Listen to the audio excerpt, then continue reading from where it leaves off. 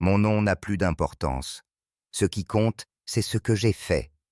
J'ai tué des hommes, j'ai exécuté des ordres sans jamais poser de questions, et j'ai servi l'un des criminels les plus recherchés de la planète, Nemesio Oseguera Cervantes, qu'on appelait simplement El Mencho.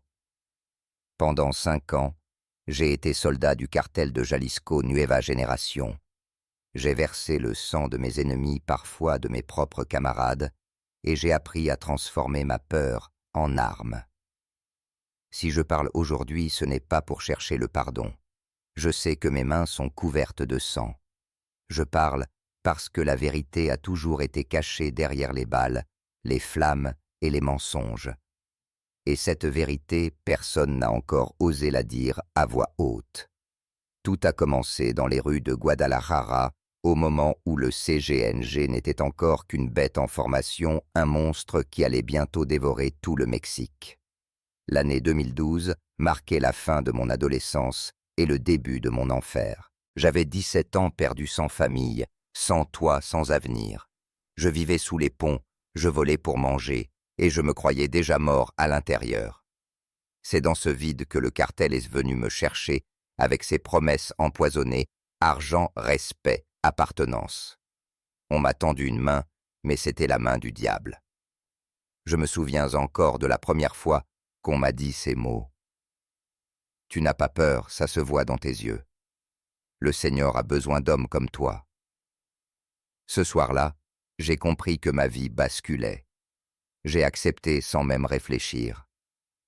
Parce qu'après la mort de ma sœur détruite par une dose de cristal coupée au poison, je n'avais plus rien à perdre. Ma haine était devenue mon seul moteur. Ce qu'ils m'ont offert, ce n'était pas seulement un fusil et des billets froissés. C'était une cause. Et dans un monde où je n'étais rien, devenir quelqu'un avait plus de valeur que ma propre vie. Dans les semaines qui ont suivi, j'ai découvert la face cachée de Guadalajara, ces ranchs isolés où s'entraînaient déjà des centaines de jeunes comme moi. Nous étions la chair fraîche d'une armée clandestine qui s'organisait en silence. Le bruit des AK-47 se mêlait aux cris des instructeurs.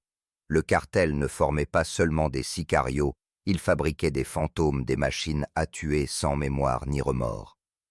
Ce soir-là, au milieu de la boue, j'ai juré fidélité à un homme que je n'avais pas encore vu, mais dont le nom suffisait à glacer le sang El Mencho. Aujourd'hui, en racontant cette histoire, je sais que chaque mot peut me coûter la vie. Le cartel n'oublie pas, le cartel ne pardonne pas.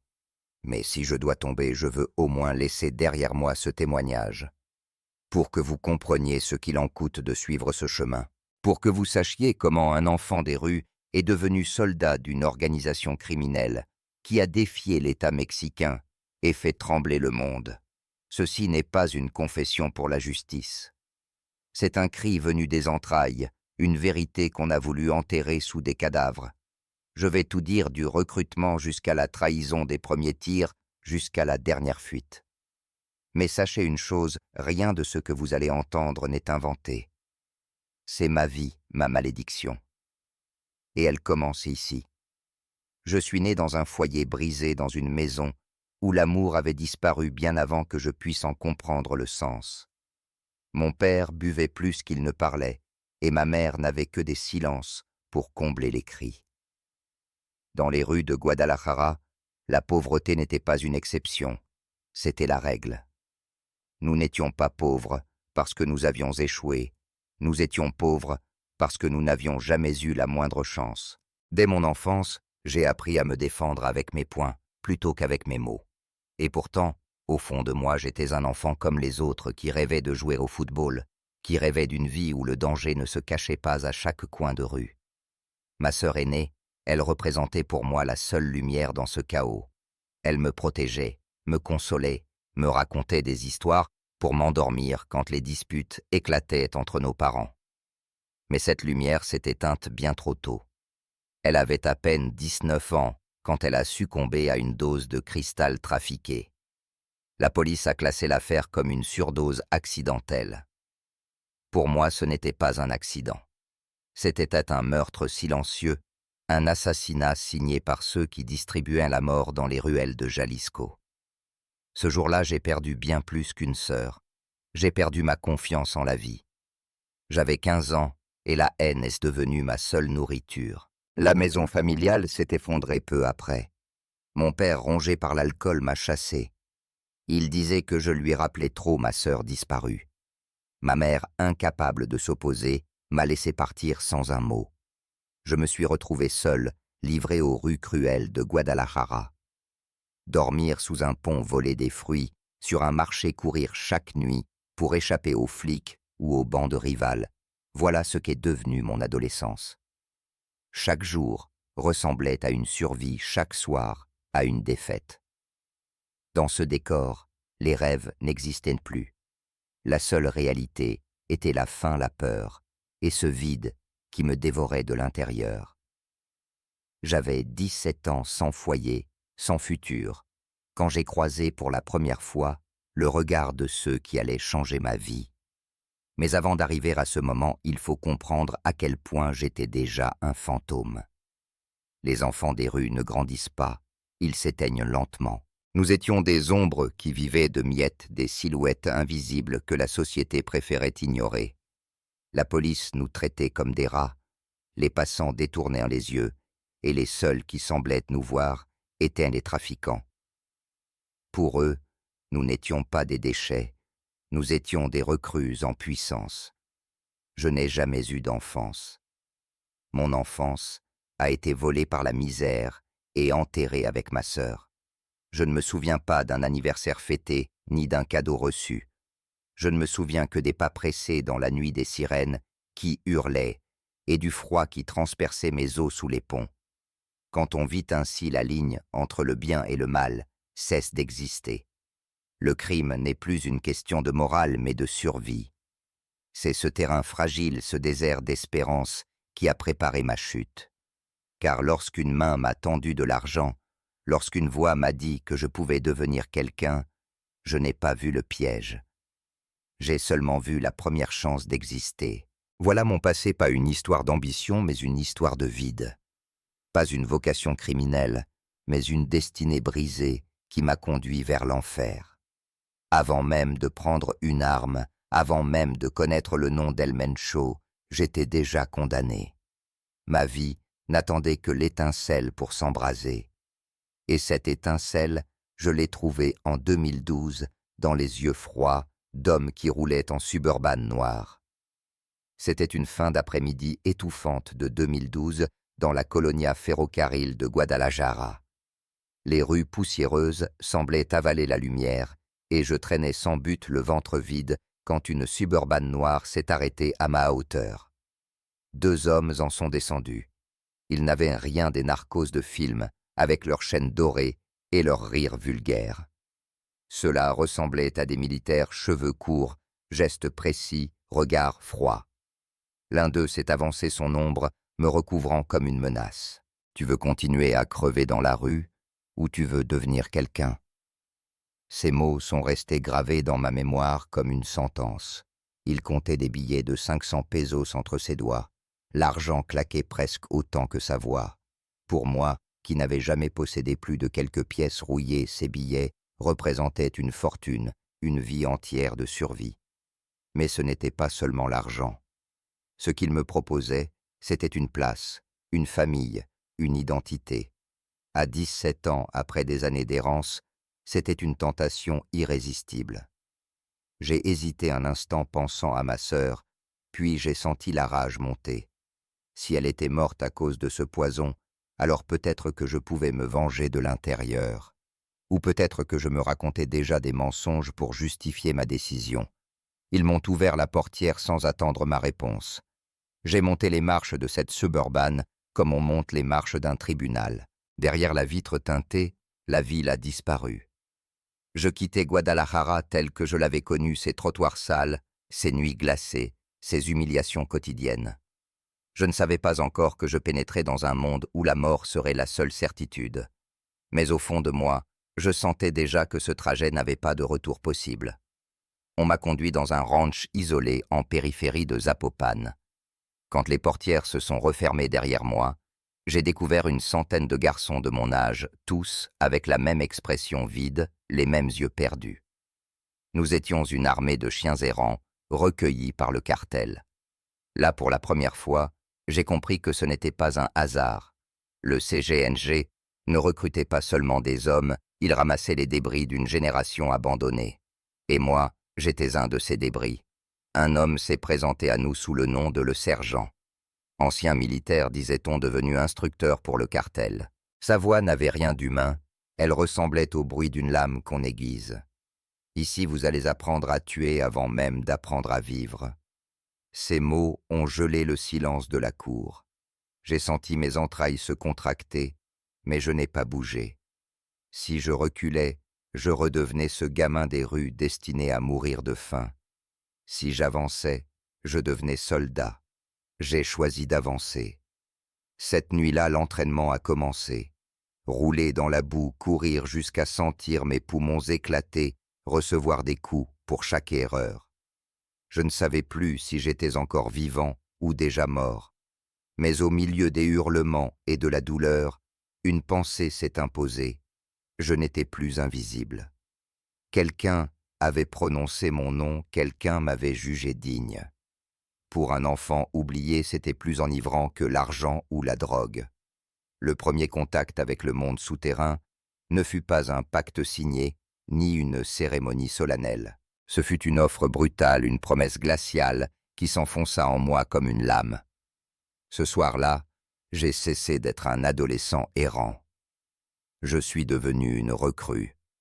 Et sans le savoir encore, une pièce d'un échiquier sanglant où chaque pion se sacrifiait pour le roi invisible, El Mencho.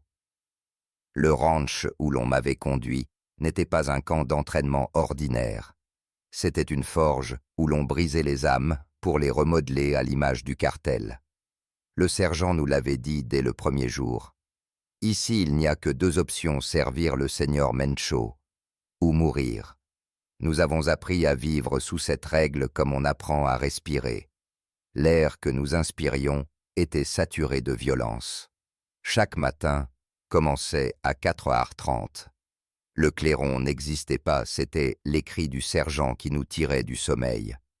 Nous enfilions nos bottes usées, puis nous courions 10 kilomètres dans la poussière brûlante, lestée de sacs de sable. Le moindre signe de faiblesse valait une correction publique. Certains vomissaient, d'autres s'évanouissaient. Personne n'était autorisé à s'arrêter. C'était la première leçon, l'endurance valait plus que la compassion. Les armes devinrent vite nos compagnes les plus fidèles. AK-47, AR-15, grenades de fragmentation. On nous les mettait entre les mains comme si c'était des jouets. On nous apprenait à les démonter et à les remonter les yeux fermés, à nettoyer chaque pièce jusqu'à ce qu'elle brille.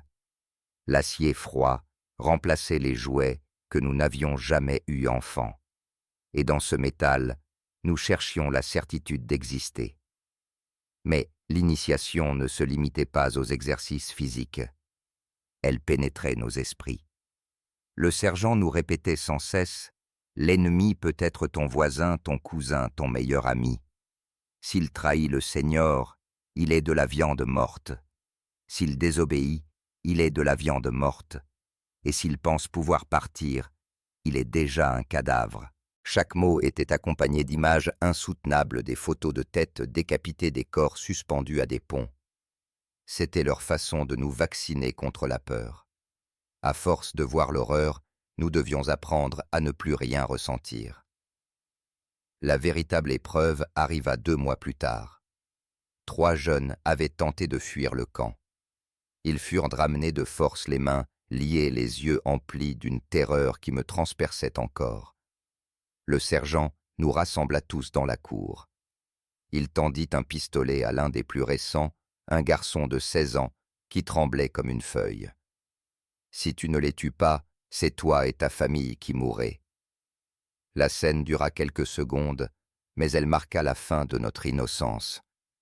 Le garçon appuya sur la détente. 3 coups secs retentirent comme un verdict sans appel.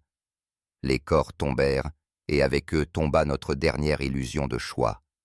Ce n'était plus un jeu ni un entraînement, c'était un serment de sang. Cette nuit-là, plusieurs recrues disparurent. On ne les revit jamais, sauf une semaine plus tard, pendus à un pont de Tlakpak, avec un message macabre. Voilà ce qui arrive à ceux qui trahissent le CGNG et El Mencho. Je compris que fuir n'était plus une option. La rue m'avait déjà condamné à une mort lente ici. Au moins j'avais un rôle. Alors je restais. Non pas par courage, mais par absence d'alternative. Je n'avais plus de maison, plus de famille, plus de sœurs. Tout ce qu'il me restait, c'était cette organisation qui faisait de moi une arme. La cérémonie de graduation eut lieu peu après. Sous un ciel sans lune, nous fûmes rassemblés de nouveau dans la cour, cette fois vêtus de noir. Devant nous se tenaient des commandants venus de tout l'État, leurs visages durs, éclairés par les phares des camionnettes. El Cabo, celui qui m'avait recruté, proclama d'une voix solennelle. « À partir d'aujourd'hui, vous n'êtes plus des gamins des rues. Vous êtes des soldats du cartel de Jalisco Nueva Génération. Vous allez écrire l'histoire. On nous remit nos premiers fusils, nos premiers gilets pare-balles, nos premiers radios Motorola. Mais surtout, on nous remit un but. Pour la première fois, je me sentis appartenir à quelque chose de plus grand que moi. J'étais devenu soldat, un soldat de l'ombre. Ma première mission arriva à peine une semaine après la cérémonie. El Cabo me dit que ce serait simple et escorter un convoi de cristal de Guadalajara jusqu'à Puerto Vallarta. Tu restes vigilant, tu tires le premier, tu poses les questions après. Ce soir-là, j'ai senti mon cœur battre plus fort que jamais. Tenir un fusil pendant l'entraînement était une chose. Le pointer vers des silhouettes dans l'obscurité en était une autre. Nous étions 10 véhicules, chacun chargé jusqu'au toit. Les moteurs grondaient dans la nuit et l'odeur du carburant se mêlait à la sueur. Je me souviens d'avoir serré la photo froissée de ma sœur dans ma poche. Je lui murmurais « Pardonne-moi, Carnalita, ce n'est pas ce que tu aurais voulu pour moi. Mais c'est la seule chose qu'il me reste. » Je savais déjà que je franchissais une ligne irréversible. La route semblait tranquille jusqu'à ce que des rafales éclatent dans l'obscurité. Une embuscade. Les balles ricochaient contre la carrosserie, les vitres éclataient, les cris s'élevaient. C'était ma première véritable confrontation avec la mort. 3 de mes camarades tombèrent avant même de riposter. Je sentis mes mains trembler, puis comme si une autre force s'emparait de moi, je tirais sans réfléchir. Le bruit de mon AK-47 couvrait le chaos. Je ne savais pas qui je visais, je voulais seulement survivre. Quand le silence retomba, enfin, le sol était jonché de douilles et de corps. L'air empestait la poudre et le sang. J'avais survécu, mais je n'étais plus le même. Quelques semaines plus tard, je fus convoqué pour une réunion spéciale dans un ranch près d'Otlan de Navarro. Là, pour la première fois, j'aperçus l'homme dont tout le monde parlait avec une crainte presque religieuse, Nemesio Oseguera Cervantes El Mencho. Il n'avait rien du géant décrit dans les corridos. Sa stature était ordinaire, mais ses yeux étaient 2 lames glacées. Il jaugeait chaque homme comme pour décider en silence qui méritait de vivre et qui devait mourir. Quand il parla, sa voix rauque résonna comme une prophétie. Nous ne sommes pas un cartel régional. Nous allons nous étendre sur tout le pays. Nous ne craignons ni les autres cartels, ni le gouvernement. Nous sommes l'avenir du Mexique. Ces mots galvanisaient l'assemblée. Certains criaient des vivas, d'autres frappaient du poing sur leur torse. Moi, je restais immobile, hypnotisé. Je compris ce soir-là que nous n'étions pas seulement des criminels, nous étions les soldats d'un projet beaucoup plus vaste. Le Mencho nous offrait une vision, et cette vision transformait des gamins perdus en fanatiques, prêts à mourir. Ma deuxième mission directe sous ses ordres arriva rapidement. Les États avaient exécuté plusieurs de nos guetteurs à Veracruz. La riposte devait être exemplaire. Divisés en 3 groupes, nous avions chacun une cible, un point de vente, une cellule ennemie, et pour mon groupe, les responsables directs. Nous les traquâmes un à un, les capturant sans qu'ils ne se doutent de rien. La dernière nuit, nous les réunîmes dans une bodega. Les ordres du Mencho étaient clairs. Ils doivent te souffrir. Et tout doit être enregistré. Je ne décrirai pas les détails. Ce que je peux dire, c'est que ces heures me hantent encore dans mes cauchemars. Quand tout fut terminé, nous envoyâmes la vidéo à leur chef avec ce message. Voilà ce qui arrive à ceux qui touchent à la jante del Señor Mencho. Le lendemain, le Mencho visionna la séquence sur une simple laptop. Après quelques minutes, il leva les yeux vers nous et dit « Ça, c'est du professionnalisme. » Les États réfléchiront à 2 fois avant de nous provoquer. Puis il me désigna « Toi, tu ne trembles pas. Tu suis les ordres. Tu as la carrure d'un commandant. » Ces mots me transpercèrent plus que n'importe quelle balle. En quelques mois, j'étais passé d'un enfant errant à un soldat remarqué par le chef lui-même. Et avec cette reconnaissance, je sentais déjà que le poids sur mes épaules allait devenir plus lourd. Car dans ce monde, chaque ascension se payait en sang. Après Veracruz, ma vie bascula de nouveau. Le Mencho avait remarqué mon sang-froid, et dans ce monde, c'était la monnaie la plus précieuse. Je fus promu au rang de second commandant dans une cellule opérant entre Guadalajara et Puerto Vallarta. 20 hommes sous mes ordres, 20 vies dont j'avais désormais la responsabilité, et parfois la condamnation. Mon salaire passa à 5000 pesos par semaine sans compter les primes pour chaque opération réussie. Pour un gamin qui avait dormi sous les ponts, c'était une fortune. Mais l'argent n'était qu'un masque. Le vrai pouvoir, c'était de voir des hommes exécuter mes ordres sans hésitation, même quand ces ordres signifiaient la mort. Je me souviens du vertige des premières réunions. On parlait de millions comme on parlait de cigarettes, de cargaisons entières de cocaïne, comme si c'était de simples colis postaux. Le Mencho avait diversifié les affaires drogue, bien sûr, mais aussi vol de carburant, extorsion, enlèvement, piraterie. Tout ce qui générait de l'argent nous appartenait. Celui qui contrôle l'argent contrôle le pouvoir, répétait-il. Je compris alors que nous n'étions pas seulement des trafiquants. Nous étions en train de bâtir un empire. Les opérations se multipliaient et avec elles, les violences. J'ordonnais des embuscades, je supervisais des exécutions, je négociais des accords avec des policiers corrompus. Chaque mission réussie me donnait plus de poids, plus de respect, mais aussi plus d'ennemis. Je commençais à goûter à la vie de seigneur de guerre, villas luxueuses, voitures blindées, fêtes interminables où l'alcool et les femmes coulaient à flot. Pourtant, derrière chaque sourire, je voyais une arme cachée. Derrière chaque toast, je sentais la possibilité d'un poison. Car dans le cartel, la loyauté était toujours provisoire. Il y eut un soir à Puerto Vallarta qui reste gravé dans ma mémoire. Nous venions de sécuriser une route clé pour l'exportation de cocaïne vers Manzanillo. Assis autour d'une table, mes hommes riaient, portaient des montres en or, se vantaient de leurs exploits. Moi, je les observais en silence. Je pensais à ma sœur. Elle aussi avait été séduite par une promesse un peu de cristal pour oublier la douleur. Et cette promesse l'avait tuée. Je réalisais que j'étais devenu l'homme que je détestais jadis, celui qui répandait le poison.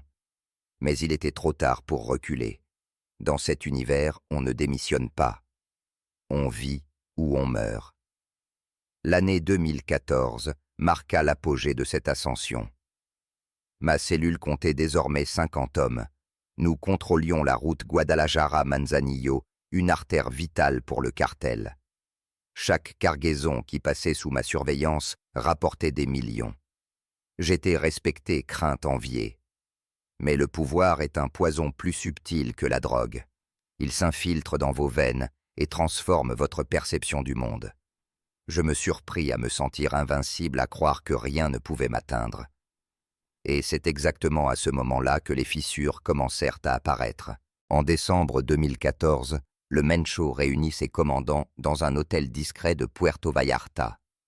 Je n'oublierai jamais son discours. Le temps de se cacher est terminé. Nous allons affronter l'État face à face. qu'ils comprennent enfin que le CGNG ne recule devant personne. Ses yeux brillaient d'une détermination glacée. En l'écoutant, je compris que nous venions de franchir une ligne rouge. Le cartel n'était plus une organisation criminelle, c'était une armée, et moi j'étais devenu l'un de ses généraux. Quelques mois plus tard, en mai 2015, cette transformation éclata au grand jour. Ce fut le Jaliscazo, la journée où Jalisco brûla.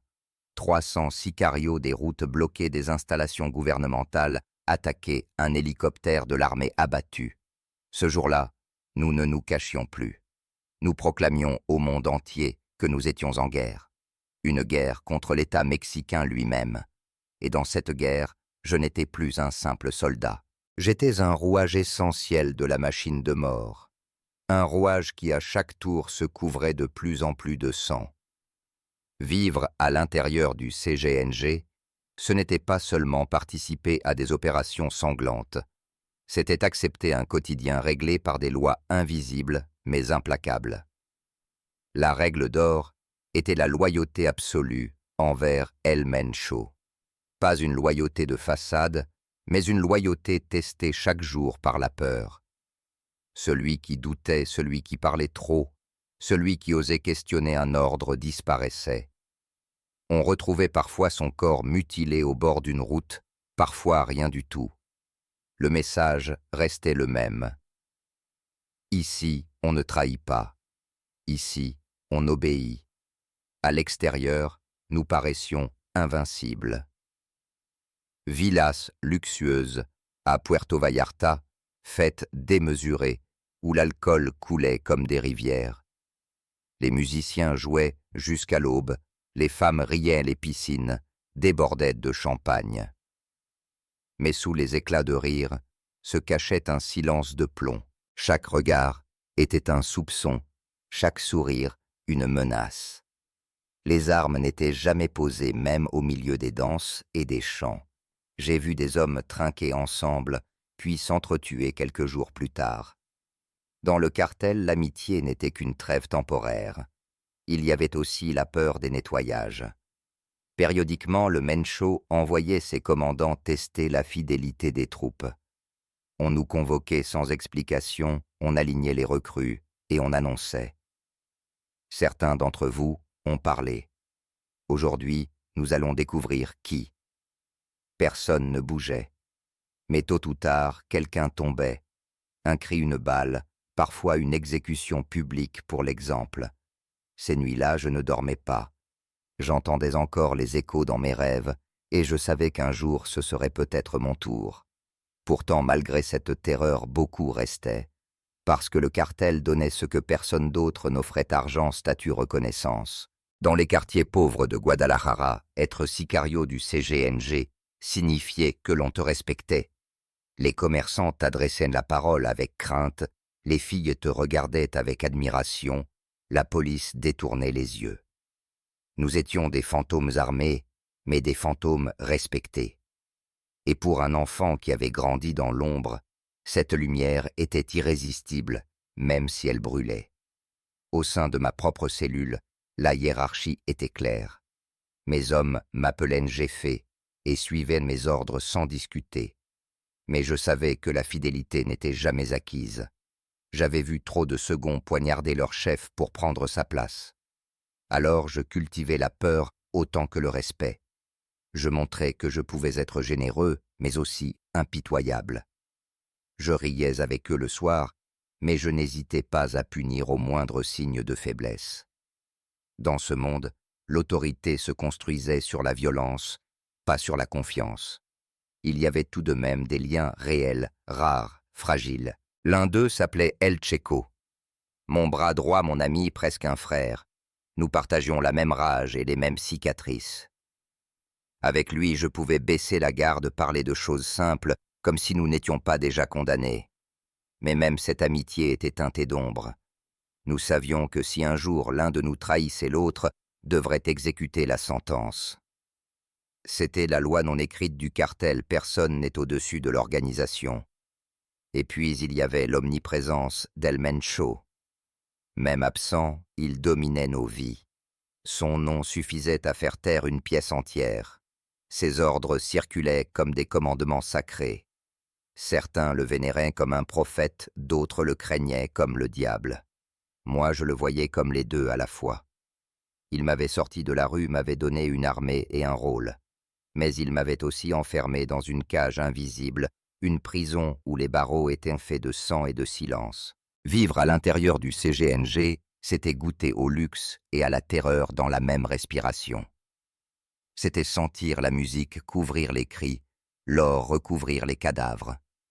Et chaque jour, au fond de moi, une question revenait. Jusqu'à quand pourrais-je marcher sur cette ligne sans tomber dans l'abîme? Plus je montais dans la hiérarchie, plus je découvrais que le cartel n'était pas seulement une organisation criminelle. C'était une toile gigantesque qui s'étendait bien au-delà des fusils et des convois de drogue. Derrière chaque opération se cachaient des noms que je n'aurais jamais imaginés, des policiers, en uniforme des militaires, haut gradés des politiciens locaux. Tous avaient les mains tendues, certains pour l'argent, d'autres pour le pouvoir, mais tous complices. Le CGNG n'avait pas conquis le Mexique uniquement par les armes, il l'avait infiltré par les racines. Je me rappelle d'une réunion dans un hôtel discret de Puerto Vallarta. À la table ne siégeaient pas seulement des commandants du cartel, mais aussi un député et un chef de police. Ils riaient ensemble, partageaient des verres comme de vieux amis. Et moi, simple soldat devenu commandant, je comprenais soudain que nous n'étions que la surface visible d'un monstre beaucoup plus profond. Le véritable pouvoir se jouait dans l'ombre, là où la loi et le crime se confondaient. C'est aussi à cette époque que le Mencho me confia une mission dans Michoacán. Sa voix résonne encore dans ma tête, utilise la violence nécessaire. Corromps qui tu dois corrompre. Mais Michoacán doit être à nous avant la fin de l'année. En apparence, c'était un ordre comme un autre. En réalité, c'était un test. Pouvais-je imposer la vision du cartel sur un territoire déchiré par les Templiers et les milices d'autodéfense? À Apatzingan, je découvris un champ de ruines humaines. Les Templiers contrôlaient la drogue, l'extorsion, mais aussi la chair. Des femmes enfermées réduites à la prostitution forcée, des enfants manipulant des produits chimiques dans des laboratoires improvisés. C'était une horreur que même moi, formé à la brutalité, avait du mal à supporter. El Checo, mon bras droit, murmura. Ce jour-là, j'ai fait, ces types ne sont pas des narcos, ce sont des esclavagistes. Il avait raison, et je pris une décision qui allait marquer ma rupture. Au lieu d'exploiter ces structures, comme le voulait le Mencho, je les détruisis. Nous avons libéré les femmes, brûlé les laboratoires, exécuté les chefs templiers responsables. Officiellement, je rapportais à Guadalajara que nous avions pris Nueva Italia et neutralisé la concurrence. Mais je taisis la vérité, j'avais saboté les profits potentiels. Pour la première fois depuis mon entrée dans le cartel, j'avais agi non par obéissance, mais par conviction. Et je savais que tôt ou tard, cela se retournerait contre moi. La réaction ne se fit pas attendre. Lors d'une vidéoconférence cryptée, le Mencho me lança ces mots glacés. Les Templiers généraient 10 millions par mois. Tu m'apportes moins de la moitié. Je n'accepte pas la régression. Je tentai de détourner la conversation, mais il insista. Si tu veux être commandant, oublie tes sentiments. Le business est le business. Ce fut la première fois que je lui dis non. Une seule syllabe, mais lourde de conséquences. Dans le CGNG, refuser un ordre, c'était signer son arrêt de mort. À partir de là, je compris que je n'étais pas un stratège, ni un général, mais un pion. Un pion utile, tant qu'il avançait, sacrifiable dès qu'il déviait. Les illusions s'effondraient, l'argent, le respect, la loyauté. Tout n'était que façade.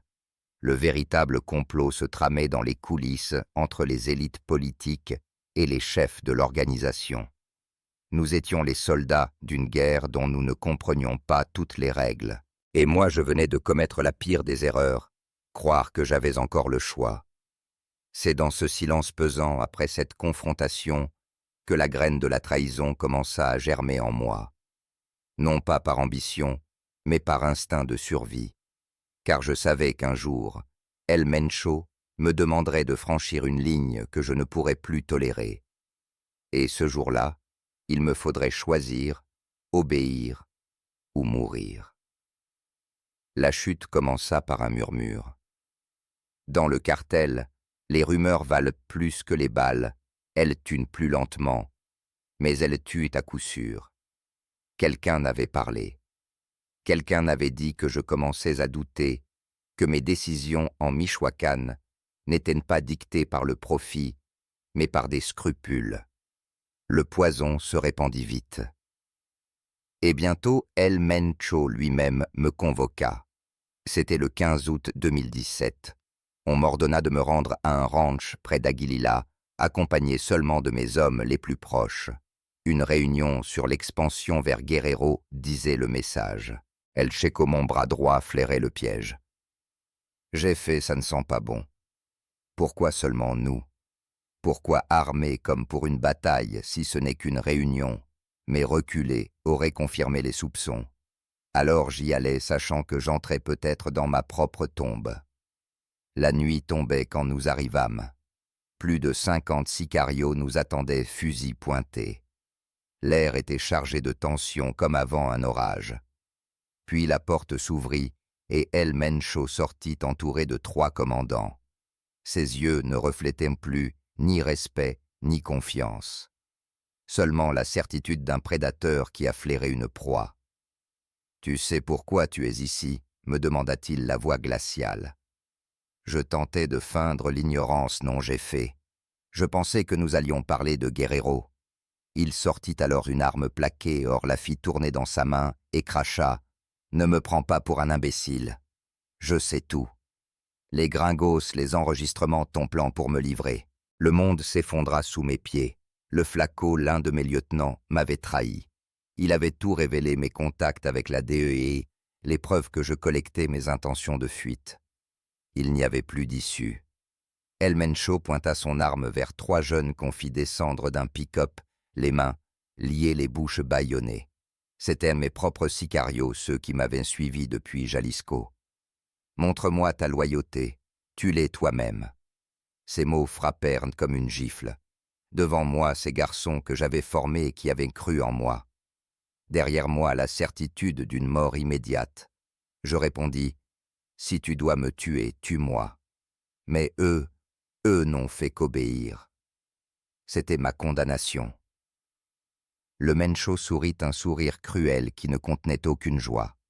« Alors ta trahison est confirmée. » Il tira 3 balles abattant mes hommes devant mes yeux. Puis il ordonna qu'on torture El Checo. 2 heures durant, ils le brisèrent, cherchant à lui arracher des aveux. Mais il ne parla jamais. Jusqu'au bout, il me protégea, se sacrifiant dans un silence héroïque. Quand enfin le coup de grâce retentit, je compris que je venais de perdre le dernier frère qu'il me restait. Mon tour arriva. El Mencho s'approcha, murmura « Tu ne mourras pas vite. Tu vas souffrir pour que tout le monde se souvienne. » J'étais déjà à genoux, les mains liées, quand le destin intervint d'une manière imprévisible. Une fusillade éclata autour du ranch. Les Viagra, un groupe rival, avaient flairé la concentration inhabituelle de sicarios et décidé d'attaquer. Les balles sifflèrent, les grenades explosèrent, la nuit devint un chaos de feu et de cris. Dans la confusion, je réussis à me libérer, à fuir dans le noir avec 2 de mes hommes encore vivants. Nous courûmes toute la nuit à travers la montagne, poursuivis par des ombres qui voulaient toute notre mort. À l'aube, nous atteignîmes un village où j'avais des contacts parmi la police locale. 50 000 pesos plus tard, on nous conduisit jusqu'à la frontière. Je savais que le temps jouait contre moi. Le Mencho lancerait bientôt une chasse à l'homme. Traverser devint une épreuve infernale. Chaque route, chaque pont pouvait être un piège. Finalement, je passai le Rio Grande sur une embarcation de fortune. À San Antonio, les agents de la DEA m'attendaient. Je leur remis tout enregistrement, vidéo, document. 47 pièces à conviction contre le CGNG. En échange, ils me donnèrent une nouvelle identité et une vie en sursis. Mais même aux États-Unis, je ne trouvais pas la paix. Le cartel envoya des tueurs jusque sur le sol texan. 4 fois, ils tentèrent de m'abattre. 4 fois, je survécus. Mais à chaque fois, je perdis un peu plus de sommeil, un peu plus d'âme. J'étais devenu un fantôme traqué, condamné à courir sans fin.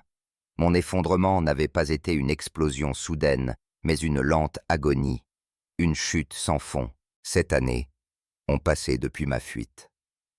7 années à changer de nom, de visage, d'adresse. 7 années à me réveiller chaque matin avec la peur d'une balle dans la nuque. Je vis aujourd'hui sous une identité nouvelle quelque part où personne ne connaît mon histoire. Mais le cartel ne m'a jamais vraiment lâché. Même après la mort du Mencho en 2022, ses héritiers ont juré de me traquer. Il reste une prime sur ma tête, 2 millions de pesos pour quiconque m'apporte mort ou vif. Chaque jour que je respire est une victoire provisoire, chaque nuit que je dors est un miracle fragile. Parfois, je repense à ce que j'étais avant tout cela, un adolescent perdu, un gamin des rues qui cherchait seulement à exister. Je croyais que l'argent et le respect me donneraient une place dans le monde. Mais le prix a été exorbitant. J'ai troqué mon innocence contre un fusil, ma liberté contre une cage invisible. J'ai vu mes frères tomber, mes amis, trahir mon seul compagnon loyal, El Checo, mourir en silence pour me protéger. J'ai servi un empire de mort qui m'a presque détruit. Et maintenant je vis comme un fugitif perpétuel, condamné à ne jamais regarder derrière moi sans crainte.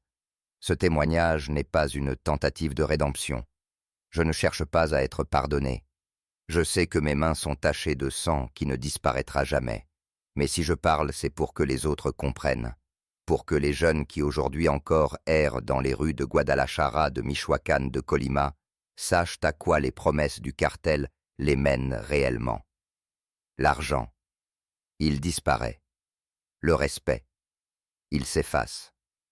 La famille qu'ils te promettent, elle se retourne contre toi au premier soupçon. Tout ce qu'il reste, ce sont les cadavres, les cauchemars, et la certitude d'être traqué jusqu'à ton dernier souffle. J'ai appris une vérité que je voudrais graver dans vos esprits. Le narco n'est pas un chemin vers la gloire, c'est une prison à ciel ouvert. On croit y trouver la liberté, mais on y rencontre seulement des barreaux faits de peur et de sang. On croit y gagner une identité, mais on devient un fantôme, une ombre interchangeable. Et quand l'organisation n'a plus besoin de vous, elle vous efface comme on efface une tache sur une table, sans souvenir, sans tombe, sans larmes. Parfois la nuit, je revois le visage de ma sœur. Elle me sourit comme avant que tout ne bascule. Et je me demande si elle n'était pas morte, aurais-je choisi un autre chemin? Peut-être. Mais le destin n'offre pas de seconde chance dans notre monde. Tout ce que je peux faire, c'est parler, raconter, pour que d'autres ne commettent pas les mêmes erreurs.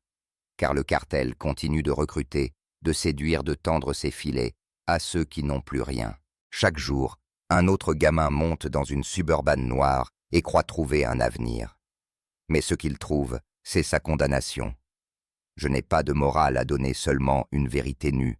Le pouvoir et l'argent que vous voyez dans les corridos ou les journaux ne sont que des mirages. Derrière, il y a des mères qui pleurent, des enfants qui grandissent orphelins, des villes entières qui se consument. Et ceux qui tirent vraiment les ficelles ne se montrent jamais.